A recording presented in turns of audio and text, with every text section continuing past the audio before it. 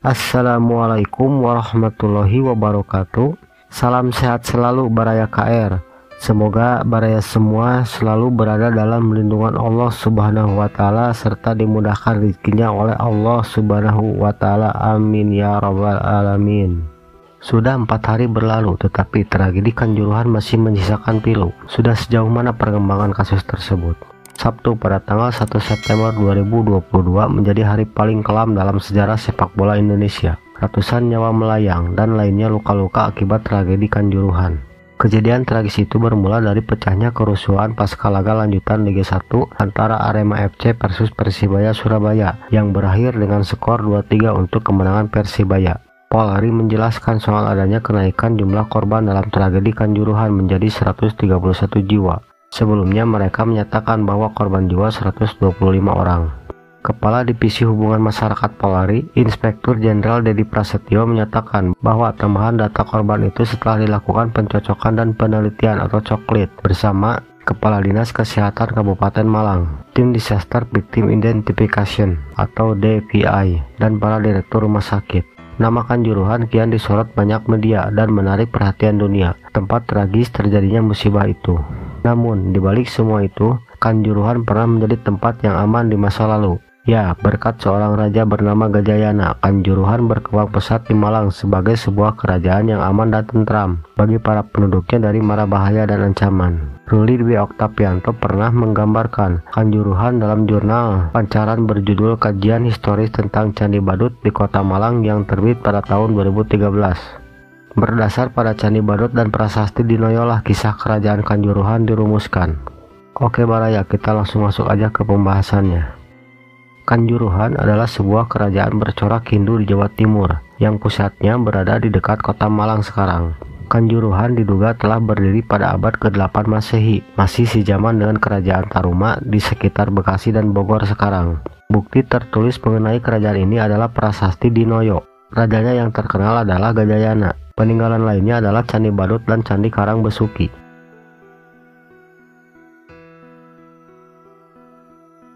Zaman dahulu, ketika Pulau Jawa diperintah oleh raja-raja yang tersebar di daerah-daerah, seperti Raja Purnawarman memerintah di Kerajaan Tarumanagara, Maharani Sima memerintah di Kerajaan Kalingga atau Heling, dan Raja Sanjaya memerintah di Kerajaan Mataram kuno. Di Jawa Timur, terdapat pula sebuah kerajaan yang aman dan makmur. Kerajaan itu berada di daerah Malang sekarang, di antara Sungai Brantas dan Sungai Metro. Di dataran yang sekarang bernama Dinoyo, Merjosari, Telogomas, dan Ketawang Gede di Kecamatan Lowokwaru, Malang.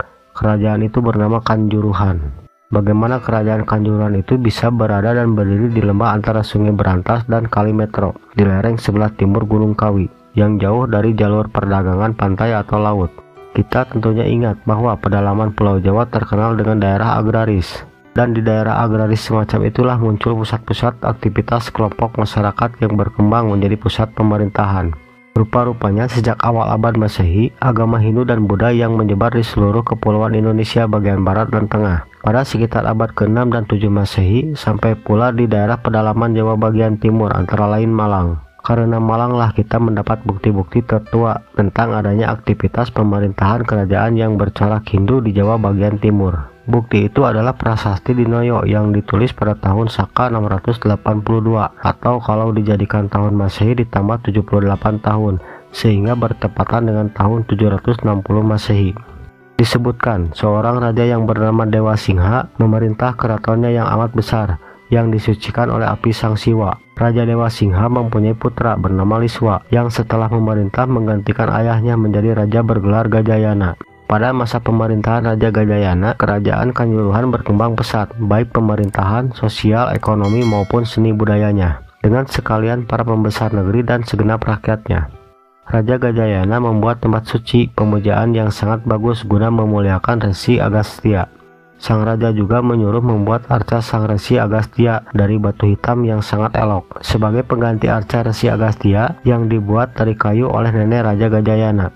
Di bawah pemerintahan Raja Gajayana, rakyat merasa aman dan terlindungi. Kekuasaan kerajaan meliputi daerah lereng timur dan barat Gunung Kawi, ke utara hingga pesisir Laut Jawa.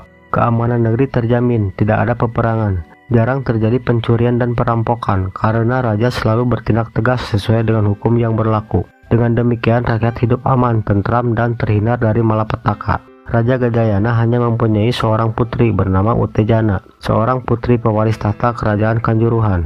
Ketika ia dewasa, ia dijodohkan dengan seorang pangeran dari Paradeh bernama Pangeran Janania. Akhirnya Pangeran Janania bersama Permaisuri Utejana memerintah kerajaan warisan ayahnya ketika sang Raja Gajayana mangkat. Seperti para leluhurnya, mereka berdua memerintah dengan penuh keadilan. Rakyat Kanjuruhan semakin mencintai rajanya.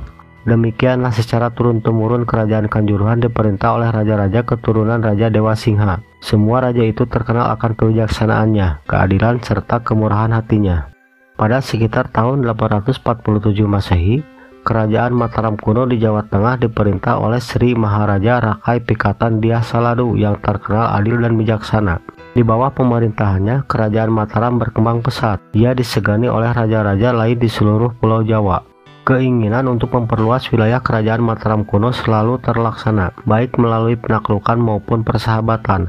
Kerajaan Mataram kuno terkenal di seluruh Nusantara, bahkan sampai ke mancanegara. Wilayahnya luas, kekuasaannya besar, tentaranya kuat, dan penduduknya sangat banyak. Perluasan kerajaan Mataram kuno itu sampai pula ke Pulau Jawa bagian timur. Tidak ada bukti atau tanda bahwa terjadi penaklukan dengan peperangan antara kerajaan Mataram kuno dengan kerajaan Kanjuruhan.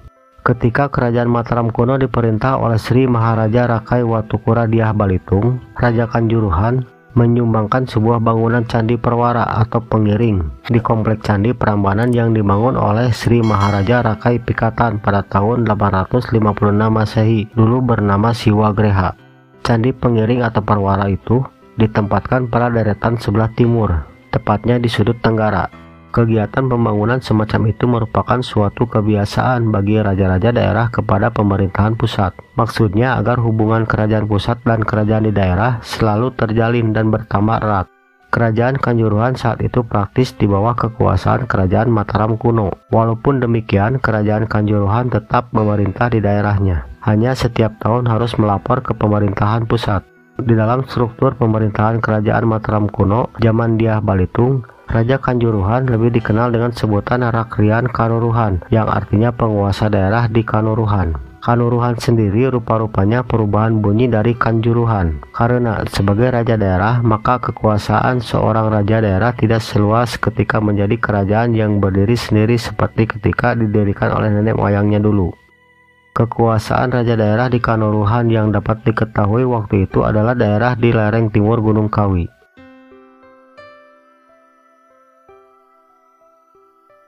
Daerah kekuasaan Rakrian Kanuruhan meliputi Watak Kanuruhan. Watak adalah suatu wilayah yang luas yang membawahi berpuluh-puluh wanua atau desa. Jadi kemungkinan daerah Watak itu dapat ditentukan hampir sama atau setingkat dengan kabupaten saat ini. Dengan demikian, Watak Kanuruhan membawahi wanua-wanua atau desa-desa yang terhampar seluas lereng sebelah timur Gunung Kawi sampai lereng barat Pegunungan Tengger, Semeru ke selatan hingga pantai selatan Pulau Jawa. Menurut sumber tertulis berupa prasasti yang ditemukan di sekitar Malang, nama-nama desa atau wanua yang berada di wilayah atau watak Kanuruhan adalah sebagai berikut. 1. Daerah Balingawan atau sekarang Desa Mangliawan, Kecamatan Pakis. 2. Daerah Turian, sekarang Desa Turen, Kecamatan Turen. 3. Daerah Tugaran, sekarang Dukuh Tegaron, Kelurahan Lesanpuro. 4. Daerah Kabalon, sekarang Dukuh Kabalon, Camara Kandang. 5. Daerah Panawijian, sekarang Kelurahan Paluwijen, Kecamatan Blimbing. 6. Daerah Bunul Rejo, yang dulu bukan bernama Desa Bunul Rejo pada zaman Kerajaan Kanuruhan.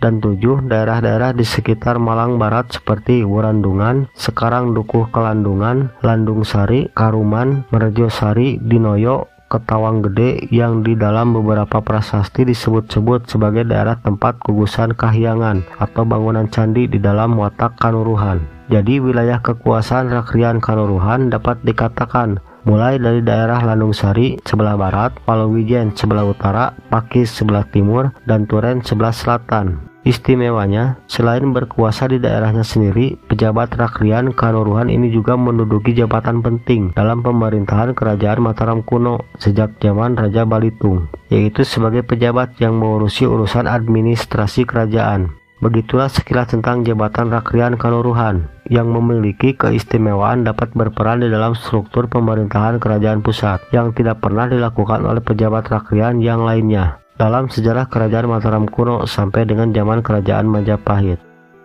Oke Baraya, itulah tadi secara singkat tentang kerajaan Kanjuruhan. Semoga pembahasan yang singkat ini dapat bermanfaat dan menambah ilmu pengetahuan bagi kita semua, khususnya ilmu sejarah. Mohon maaf apabila ada kata-kata yang kurang jelas atau salah dalam pengucapannya. Akhir kata saya ucapkan Assalamualaikum warahmatullahi wabarakatuh.